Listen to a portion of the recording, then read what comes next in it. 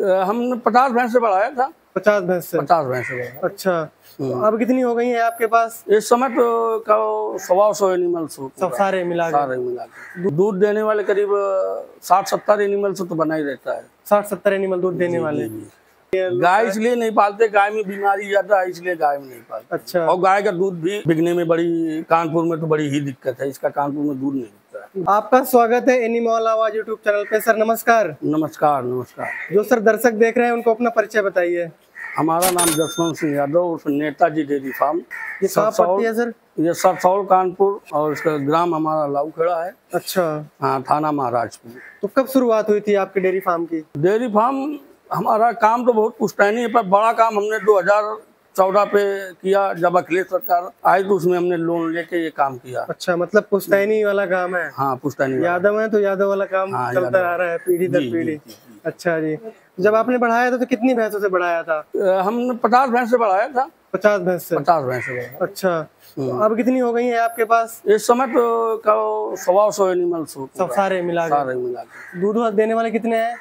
दूध देने वाले करीब 60-70 एनिमल्स तो बना ही रहता है। 60-70 एनिमल दूध देने वाले। तो जब आपने मतलब बड़ा डेयरी शुरू किया तो क्या प्लान किया आपने, क्या सोचा?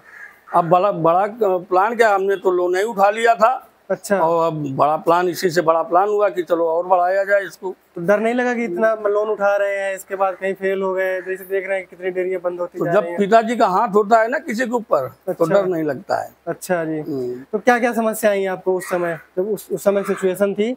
सिचुएशन क्या थी, यही इसमें सबसे ज्यादा तो आपसे बताया ना कि इसमें एक ही प्रॉब्लम आती है, काम करने की लेबर प्रॉब्लम आती है, बाकी तो दूध निकालना बेचना तो ये तो हमारा काम पुश्तैनी है। अच्छा, ट्रेनिंग तो कहीं से लिया नहीं है आपने? नहीं, ट्रेनिंग लिया नहीं, पर ट्रेनिंग हम मथुरा गए थे, करनाल भी गए। करनाल 7 दिन करनाल है, 7 दिन मथुरा रहे। अच्छा। तो धीरे धीरे करके तो आप तो पूरा निपुण ही हो गए हैं। हाँ हाँ, पूर्ण तरीके से। पूर्ण तरीके से। तो भैंसों में बीमारियां कौन कौन सी आती हैं? जैसे आप शुरुआत से लेके अभी तक भैंसे ही पालते हैं।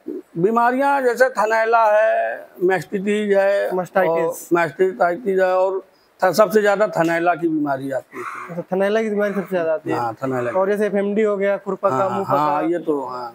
इसके लिए टीके करवाते हैं, कैसे करते हैं? टीके करवाते हैं, और खुद अपने आप से टीके या दवा लगा के हैंडल भी करते हैं अपने हाथ। अच्छा, तो खुद से क्या क्या कर लेते हैं? दवाई क्या क्या कर लेते हैं भैंसों की? दवा हम अपने जैसे AI तो नहीं कर पाते हैं, बाकी सारा इलाज कर लेते हैं। बाकी सारा, जैसे बुखार उखार आ गया, बुखार तो खानों में कोई समस्या, जैसे सारा कर लेते हैं? सारा कर लेते हैं। तो यही सीखने से है कि कहीं से और कुछ किया? नहीं, हम सब सीख डॉक्टर का देख देख के ही सीख गए। अच्छा।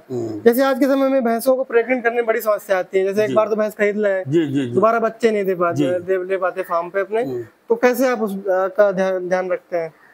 उनका खान खुराक का ध्यान रखते हैं, और हम नेचुरल AI करवाते हैं, हम उससे नहीं करवाते। बुल रखा है आपने? हाँ, बुल रखा है। अच्छा जी। तो अभी आपके लगभग कितनी भैंसें प्रेग्नेंट है जो अभी नजदीक में बच्चा? ये मानिए कि अब 10-20 भैंस तो प्रेग्नेंट बनी ही रहती है। इतने बड़े फॉर्म में 10-20, 15-20 भैंस तो बनी रहती है। अच्छा जी। तो इस समय दाने में क्या खिला रहे हैं?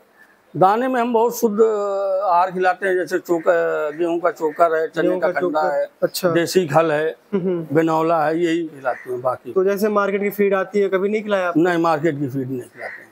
अच्छा, मार्केट की फीड क्यों नहीं खिलाते? जैसे लोग यार 90% मार्केट की फीड इसलिए नहीं खिलाते हैं, पशुओं में बीमारियां ज्यादा फिर उत्पन्न होने लगती हैं।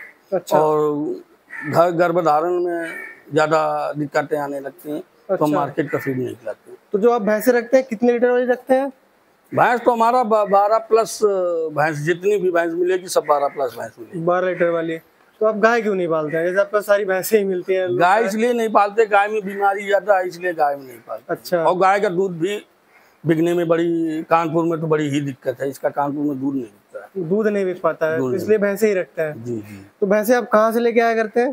भैंसे तो हमारा पहले पिताजी के जमाने में तो पंजाब से काम चलता था, फिर करीब 25 साल हो गए हम हरियाणा से काम करते हैं। हरियाणा में किस किस जगह से लिया करते हैं? जिला ये जिंद पड़ता है, और तहसील नरवाना है। अच्छा, जिंद नरवाना साइड से लेते हैं। हाँ। क्या कॉस्ट की भैंस रहती है, क्या कीमत की खरीदते हैं आप? हम 1 लाख प्लस ही भैंस खरीदते हैं। 1 लाख प्लस की हमारे भैंस लेते हैं? हाँ। अच्छा। 1,55,000, 40, 42, 50, 30, जैसी भैंस हो। जैसी भैंस। भैंस देख के उसकी रकम लगाते हैं। सबसे ज्यादा दूध देने वाली भैंस आपके यहाँ कितना निकाली है, कितने लीटर निकाली है? इस समय तो मेरे पास 18 कई भैंसे हमारे पास। 18-20 लीटर वाली भैंस? जी जी। यहाँ पे? जी। क्या बात है। तो लगभग 1.5 लाख रुपए की कितनी कॉस्ट क्या जाती है 20 लीटर वाली भैंस? ये मानिए 170 तक की हमने भैंस ली है। 1,70,000 जी। अच्छा जी। मतलब भैंस खरीदने में कोई वो नहीं है, मतलब अच्छी भैंस के लिए जितना पैसा लगाना। हाँ, अच्छी भैंस के लिए हम उसमें दबते नहीं, चाहे जितना पैसा, जितना पैसा हमारे समझ में आ गए तो हम पैसा उसका बढ़िया लगा देते। अच्छा, इस समय कितना दूध हो रहा है आपके फार्म पे?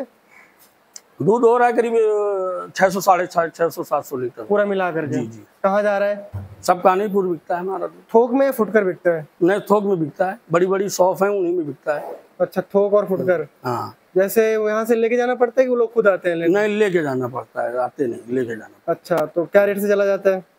करीब शाम वाला तो 55-60 जाता है और सुबह वाला जाता है करीब 65-70, 65-70। सुबह वाला महंगा बिकता है, शाम को सस्ता क्यों बिकता है? शाम के क्योंकि खरीदार कम है ना, इसलिए तो दर से। अच्छा, वो शाम वाला दर से बेच लेते हैं। यहीं से बेच लेते हैं? जी, यहीं से बेचते हैं। अच्छा, तो दूध वाले वेंडर ले जाते हैं क्या, जो लेके फिर बेचते हैं जाके? तो कभी आपने अपना आउटलेट नहीं बनाया शहर में कि जैसे कानपुर नजदीक? आउटलेट बना लेते, पर हमारे पास कोई आदमी इतना है नहीं ना आउटलेट बनाने के लिए। किसको बैठा लेंगे हम? यहाँ देखेंगे, अगर यहाँ नहीं देखते तो यहाँ डेयरी चली जाएगी, वहाँ नहीं देखते तो वहाँ शॉप चली जाएगी। आदमी की कमी है? आदमी की कमी, इसलिए जो है आप यहीं से सारा कुछ जो पता वो कर लेते हैं। अच्छा जी। तो भविष्य का क्या प्लान है आपको? कितनी डेयरी बढ़ानी है, क्या सोचा है? डेयरी तो बहुत बड़ी बना देते, पर आगे भविष्य में प्लान है नहीं, आगे बढ़ाने का प्लान नहीं। जितने पशु उतने ही पालना है? जी। जैसे लोग कहते नहीं हमें 500 पालना है, 1000 पालना है, तो संभालने वाला कोई होना चाहिए ना। संभालने की दिक्कत, संभालने वाला नहीं ना। अच्छा, मुनाफा तो हो ही रहा होगा? हाँ, मुनाफा क्यों नहीं भाई, अब बच्चे पढ़ रहे हैं, सबका सारा खर्च चल रहा है, तो मुनाफा नहीं होता तो खर्च ये बच्चे कैसे पढ़ते? जैसे लोग इस समय डेयरी में कहते हैं कि नया काम अगर करते हैं तो मुनाफा नहीं होता है, तो आप मतलब लगभग कितने प्रतिशत मुनाफा है डेयरी में? ये मानिए कि 40% तो है ही है, पर बड़े काम पे है। अच्छा। हाँ, छोटे काम पे नहीं। अगर आपने 10 एनिमल से नीचे रख लिए तो फिर आपका मुनाफा नहीं है उसमें। अच्छा, अगर 10 जब भी काम करना है तो 10 एनिमल्स के ऊपर चलना है। अच्छा जी। जी। तो अगर जैसे कोई नया किसान डेयरी शुरू करता है, उसको किन किन बातों का ध्यान रखना चाहिए? सबसे पहले तो उसको ज्ञान होना चाहिए काम करने का और कराने का। काम करने का और कराने का। अच्छा, यही 2 काम। उसमें डेयरी में अगर तुमने ध्यान सारी तरीके से दे दिया तो डेयरी मुनाफे की है। मतलब कैसे, थोड़ा बातें बताइए कि कौन कौन सी बातों का ध्यान रखना चाहिए? जैसे आपकी जानकारी में जैसे बीमारी की जानकारी होनी चाहिए, ठीक, पशु को चारा खिलाना, क्या खिलाना, क्या नहीं खिलाना, क्या किया जाए, है ना, पशु अच्छे खरीदने हैं, इस तरीके की सारी जानकारियां अगर है किसान को तो फेल नहीं हो सकता है जल्दी। जैसे लोग कह रहे हैं कि महंगाई बहुत हो गई है, तो आपको लगता है कि महंगाई हो गई है? भाई मानते हैं महंगाई हो गई है, पशु इतना महंगा है, पर दूध की तो भी महंगाई है।